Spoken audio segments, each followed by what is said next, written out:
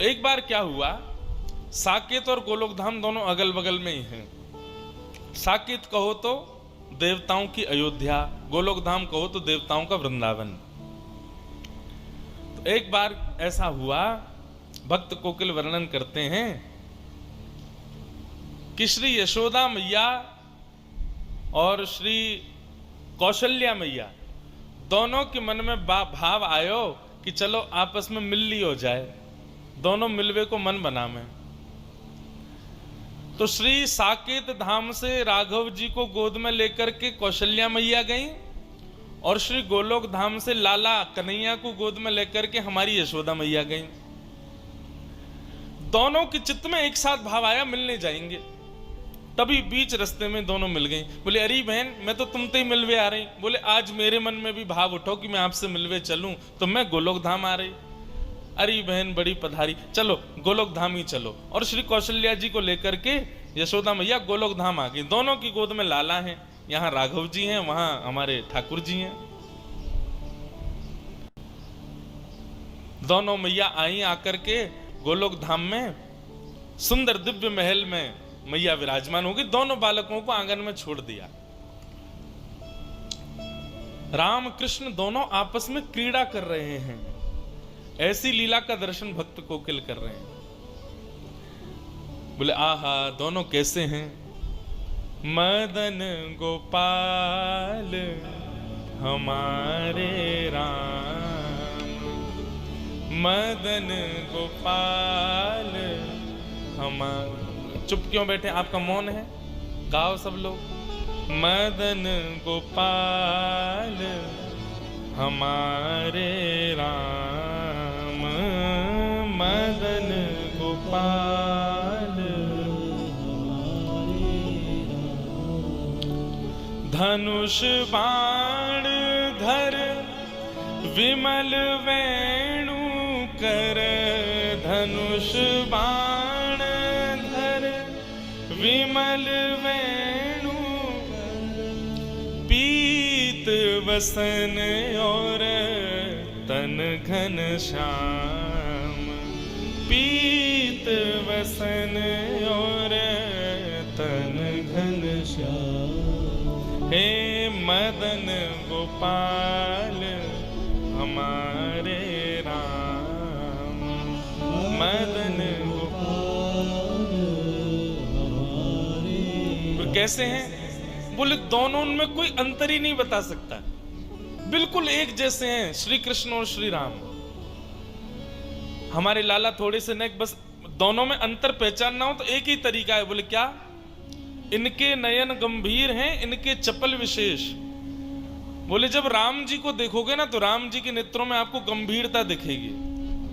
बस नेत्रों से ही पहचाना जा सकता है, बाकी नाक होठ कान गाल हाथ पैर सबरे गदमदरा से हैं ठाकुर जी, दोनों एक जैसे हैं, बिल्कुल कोई अंतर नहीं बता सकता। बोले अंतर पहचानना हो तो बस दोनों की आंखों में देखो, जिसके नेत्र गंभीर दिख रहे हो, धीर दिख रहे हो, गहरे दिख रहे हो, समझो ये राम जी हैं। और जिसके ऐसे चप्पल चप्पल इधर घूम रहे हैं, इधर घूम रहे हैं, फिर इधर, फिर कभी इधर घूम जाए बंदर की तरह, कभी उधर कूद जाए, बोले ये कन्हैया हैं।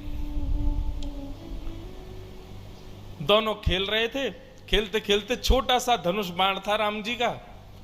सो हमारे बाल कृष्ण प्रभु ने, अब राम जी तो बेचारे सीधे साधे ठाकुर जी हैं, हमारे ठाकुर जी कभी उनके ऊपर चढ़ जाएं, कभी उनको घोड़ा बना दें, कभी उनकी चोटी पकड़ ले, चल मेरे घोड़े आगे खड़े। राम जी बेचारे भोले भाले, जैसे कहें वैसे करें। इतने में ही हमारे ठाकुर जी ने उनका छोटा सा धनुष जो था वो उनसे छीन लिया। अब बेचारे राम जी ऐसे भी नहीं है कि कहीं रोने लगे हो, चीखने लगे हो, छीन, बेचारे ले लियो तो ले लियो, चुपचाप देख रहे हो उन्हीं को। आहा, तभी सायंकालीन सत्र हो गया, दोनों मैयाओं की आपस में भेंट हुई, खूब बढ़िया प्रसाद पाया। अब मैया बोली, कौशल्या मैया चलो बहन अब मैं चलूं वापस, फिर कभी आऊंगी दोबारा, अब की बार आप आना साकेत। यशोदा मैया बोली अब कहाँ बताऊं, जे बंदर की सी हड्डी है मेरे लाला के अंदर, इतना ऊधमी है या को कहीं ले जावे मुझको डर लगे, सब तोड़ फोड़ देवे, लेकिन फिर भी मैं आऊंगी कभी। दोनों माताएं आपस में मिल ली। अब जैसे ही वापस जाने लगी यशोदा मैया, श्री कौशल्या मैया दोनों बालक खेल रहे हैं और धनुष बाण हाथ में लिए कौन बैठे हैं? श्री ठाकुर जी।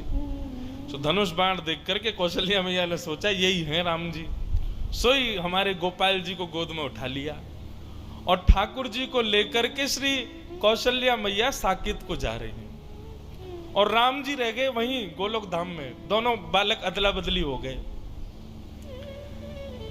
ठाकुर जी भी इतने चतुर, बोले ही नहीं रास्ता में कि मैं राम नहीं हूं, वो भी पकड़ के जा रहे, दिख के तो हूं साकेत कैसो है, या राम के सखान को मजा चका के आऊंगो। अब यहां राम जी भी बेचारे चुपचाप बैठे, ना रो रहे हैं ना बोल रहे हैं कि मेरी मैया चली गई है।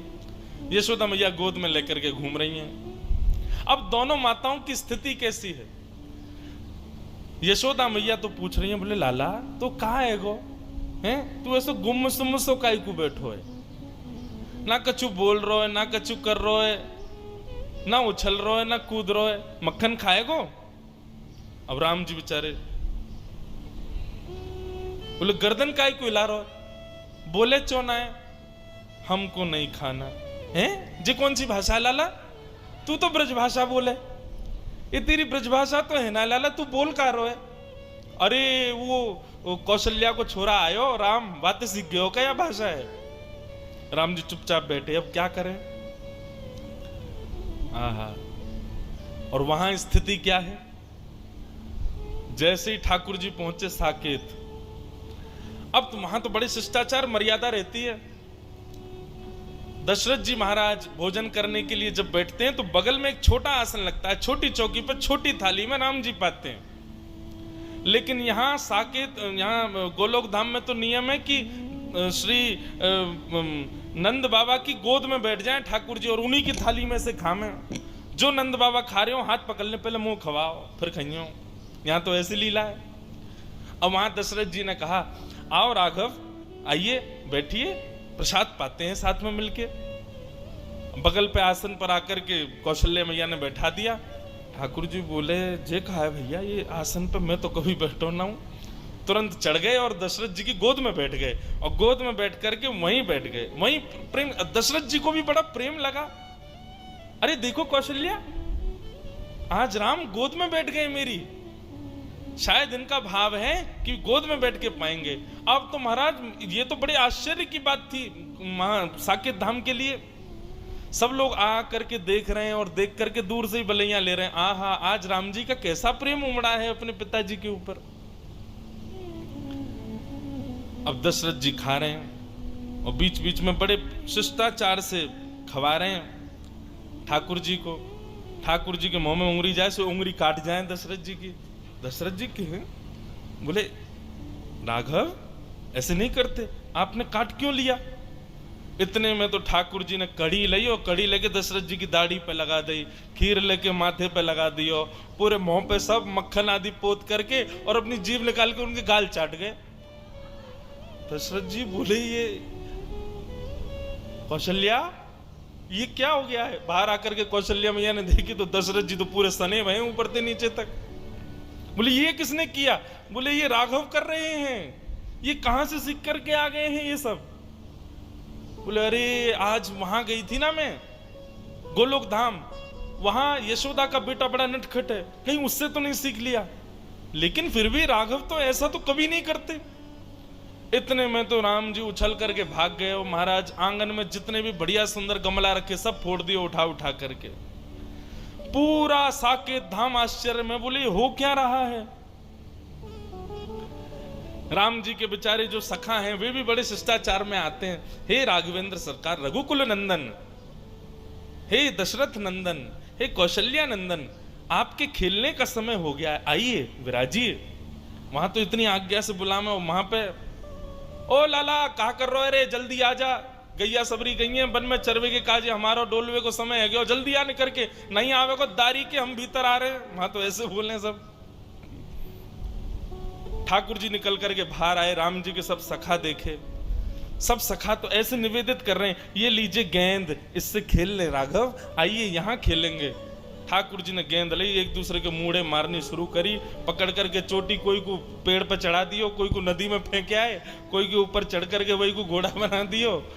बालक सब रोते रोते कौशल्या मैया के पास गए, बोले आज राम जी को क्या हो गया, बहुत मार रहे हैं हमको। और वहां स्थिति क्या है, दशरथ जी को वसुदेव नंद बाबा गोद में लेकर के बैठे हैं,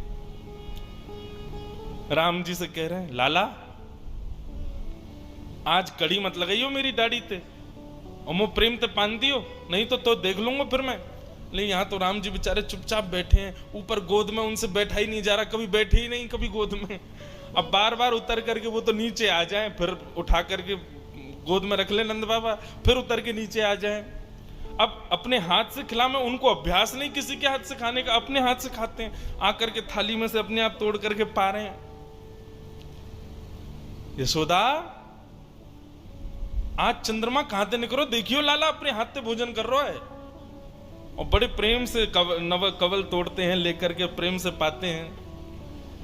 बोले पता नहीं क्या हो गया, जब से राम जी से मिलके आए हैं, जब से राम जी आए हैं घर पे, तब ते पतो ना लाला हमारा बिल्कुल शांत सा है। यहां ग्वाल बाल बुलाने के लिए आए, कन्हैया चल खेलवे को समय है गयो। अब राम जी बेचारे बड़े सीधे साधे हाथ जोड़ करके बाहर गए, बालक ने पकड़ ले, बोले आज बड़ो हाथ जोड़ रहा कावे हो लाला, कल तेने बहुत मार लगाई हम, आज तो ना छोड़ेंगे हम। आज राम जी की बारी आ गई, सब ग्वालाओं ने खूब आनंद कराया, इतना ऊधम कराया महाराज, गीले कर लाए, जमुना जी में डुबाया है। राम जी बेचारे परेशान, रात्रि में बिस्तर पर बैठ करके राम जी के नेत्रों से मोटे मोटे आंसू गिर रहे हैं, और वहां कौशल्या और दशरथ जी के आंसू निकल रहे हैं। क्यों? बोले सोनी ना दे रो लाला। रात में राम जी अपने कक्ष में सोते हैं, लेकिन ठाकुर जी तो नंद बाबा यशोदा मैया के बीच में सोमे। अब जबरदस्ती कौशल्या मैया और दशरथ जी के बीच में सो गए ठाकुर जी। कौशल्या मैया दशरथ जी दोनों जैसे ही सोए, तो कौशल्या मैया की चोटी और दशरथ जी की दाढ़ी ते गांठ बांध दी ठाकुर जी ने। बोले अब आनंद आवेगो। थोड़ी देर में दशरथ जी उठे तो यहाँ कौशल्या जी की चोटी खींचे, दशरथ जी की दाढ़ी खींचे, और ठाकुर जी ताली बजा में आनंद आ गयो, आनंद आ गयो, आनंद आ गयो। कौशल्या मैया भूली, बोले ये राम तो नहीं कर सकता। और तभी बैठा करके दीर्घ गंभीरता से जैसे ही ठाकुर जी के मुख की ओर देखा, तो कभी इधर नेत्र घुमाते हैं, कभी इधर नेत्र घुमाते हैं, कभी नीचे देखते हैं, कभी कहीं देखते हैं। अचानक से कौशल्या मैया ने कह करके पुकारा कृष्ण। जैसे ही कृष्ण कहा, तुरंत ठाकुर जी बोले हाँ मैया। बोले ओहो ये तो अदला बदली हो गई है, अरे ये हमारे राघव जी नहीं है, ये तो उनके लाला आ गए, ये गोपाल जी आ गए हमारे संग।